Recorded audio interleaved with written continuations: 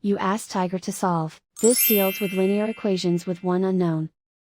The final result is z equals -1. Let's solve it step by step.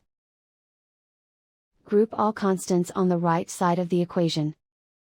Add 19 to both sides. Group like terms. Simplify the arithmetic.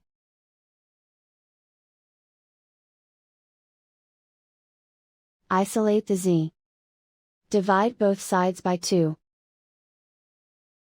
Simplify the fraction. Find the greatest common factor of the numerator and denominator.